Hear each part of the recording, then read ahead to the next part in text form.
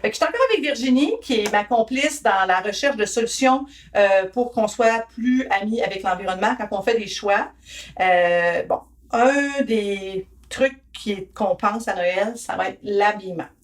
Puis l'habillement, si on a plusieurs soirées ou plusieurs occasions, il y en a qui se sentent l'obligation d'avoir des morceaux différents à chaque fois, de ne pas répéter des morceaux, puis d'acheter du neuf aussi, comme c'est comme... Ils se sentent bien s'ils portent des vêtements neufs, comme inaugurer une nouvelle année. Mais on peut faire différent, mais être vraiment cute pareil. Fait que toi, Virginie, là, tu as mis des vêtements sur ton lit. Ouais. Ça semble être un peu ce que tu vas porter, je pense, pendant le temps des fêtes. Ouais. As-tu plusieurs occasions où tu vas devoir porter... Ben, quelques occasions. OK. Ouais. Fait que si moi, je suis avec toi à toutes les occasions, tu ne seras pas nécessairement habillée tout le temps pareil. Pas du tout. OK. Ouais. Ben, parle-moi de ton défi, premièrement. C'est quoi que tu as décidé de faire? Ouais. Ben, pour ceux qui ne savent pas, moi et Amélie, on a fait le défi de la robe noire cette année, 100 jours avec la même robe. Amélie continue, elle, avec sa même robe. Et là, j'ai arrêté après mes 100 jours, mais là, j'avais envie de me donner le défi, dans le fond, de m'habiller, de ne pas m'acheter de vêtements neufs et de m'habiller simplement en friperie, avec des vêtements usagés. Donc, voilà, j'avais envie de créer des looks, des fêtes, puis de montrer que, justement, on peut être cute, puis on peut avoir un look intéressant, mais avec des trucs achetés seconde main. Donc, voilà, c'est ça mon défi. Jusqu'à présent, j'ai dépensé 40 $, puis ben, tu vas voir que j'ai plusieurs looks là, avec ce que j'ai déniché. Donc, 40 $, c'est beaucoup moins que si j'avais décidé d'acheter un seul truc. Ouais. Okay. Présentement, à 40 $, je pense que dans une boutique qu'on a neuf, là, on n'a pas grand-chose. Donc, en plus d'être bon pour l'environnement, c'est très bon pour le porte-monnaie. C'est ça. Bon, moi, je remarque, Virginie, que tu as vraiment comme deux...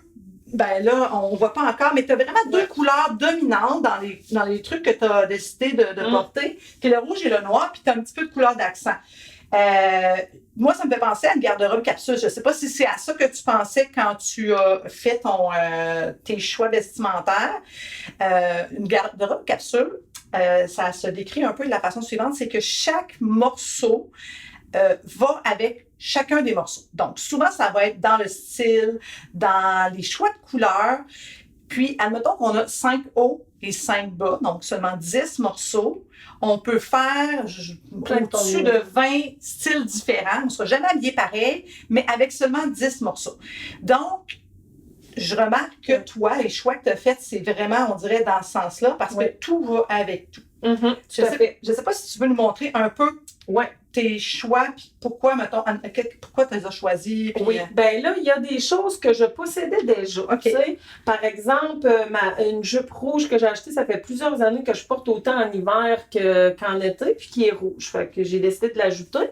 Puis une petite jupe aussi que j'avais, une petite jupe en cuillerette, que voilà. Que j'ai décidé c'est sûr que la petite jupe noire, un peu passe-partout, ça va aller avec n'importe quoi, puis tu vas pouvoir être plus funky en haut, mettons, mettre plus l'accent sur autre chose. Puis, il y a les leggings que je porte aussi, qui sont des super de bons leggings qui vont autant bien faire dans cette garde-robe capsule-là que, je veux dire, ça, je les porte pour faire du sport. Je peux les porter de façon chic avec une tunique, là. Ça, c'est super intéressant. Donc, ben c'est ça, j'ai fait des trouvailles intéressantes en friperie. Exemple, tu sais, ce petit haut-là, qui est comme une robe si t'es pas très grande, mais là, pour moi, qui est quand même grande, je vais la porter justement avec ces leggings-là, avec des bijoux, tout ça. Donc, ça, t'as trouvé ça? Au Sans Flafla. Qui est une friperie à Saint-André-Mont. Oui, tout à fait. Combien tu as payé pour le fun? J'ai payé 8 $. Oh yeah! Oui. Super deal. Okay. Oui, cette petite chemisier-là qu'on voit qui est très de qualité. Donc, j'ai trouvé ça pour 4 $. Un beau petit détail ici. Là. Oui. Ouais. Un beau petit détail. Puis, c'est ça, quand je le voyais très bien, là, avec la petite jupe, là, entrée dedans, ça donne un beau petit look. Là, j'ai déjà essayé. Puis, j'ai trouvé plein de belles choses aussi. Tu vois ce beau chemisier que j'ai déniché chez Fripart. Qui est la friperie de Mont-Louis. Oui. Fait que ça, c'est très beau aussi. Que tu pourrais mettre ou avec ta jupe rouge ou avec ta chemise, ta jupe en cuir, ou même avec la jupe verte qui s'en vient. Bon, ça, tu as beaucoup de choses. Là, tout à fait. Un autre haut comme ça que je peux porter par-dessus. Aussi au sans flafla. Donc, sans flafla, si je comprends bien, il faut aller là. Vraiment. Okay. Puis à chaque semaine, c'est ça qui est intéressant parce que de semaine en semaine, il y a des nouveaux arrivages dans les friperies, on le sait. Fait que ça, je trouvais ça super intéressant. C'était neuf. Il y avait l'étiquette quand je l'ai acheté. Puis j'ai déniché une petite robe comme ça que j'aurais peut-être pas osé m'acheter nécessairement neuf. Mais en tout cas, bref, ça aussi pour 8$, c'est super cute. Là. Oui. Vraiment. Mais on voit que c'est presque mettre un truc par-dessus. Là. Je pourrais mettre un truc par-dessus. Ça ferait comme une taille. Oui, c'est vrai. Je n'avais pas pensé, tu vois. Oui, tu peux superposer là, des éléments. Là. Oui. Puis ça, c'est une magnifique jupe. Tu sais, tu sais un peu l'histoire. C'est une jupe que j'ai reçue en cadeau. Mais ça, qui avait été trouvé à la Graffiteria, qui était un événement où tout était gratuit cet été. Oui. Donc, on a fait des belles trouvailles. C'est une magnifique jupe-là qu'on voit qui est extrêmement de qualité. Puis, j'avais pas encore trouvé quoi porter avec. Et avec le petit chemisier comme ça en dessous de la jupe, là, j'ai fait le test, puis on arrive à un super de look très, très beau. Donc, ça ressemble à ça. Là, on a parlé des friperies. Peut-être qu'on peut nommer qu'en Haute-Gaspésie, on a Fripart qui est ouvert pas tout le temps. Il faut regarder sur leur page Facebook pour se connaître l'horaire, mais qui sont vraiment des pièces choisies.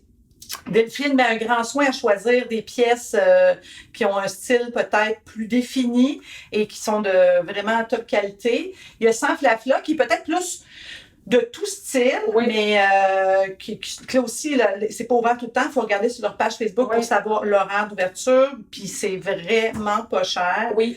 On a aussi, en Haute-Gaspésie, on a Partagence, qui est un lieu où c'est gratuit. On doit appeler pour prendre rendez-vous, mais c'est ouvert à tous. Ils me l'ont vraiment dit plusieurs fois. C'est ouvert à tous. Pas besoin d'être dans une situation financière particulière. Tout le monde a le droit d'aller chez Partagence. Ils ont énormément de stocks qui rentrent tout le temps. Donc, ça fait un bon roulement si on y va.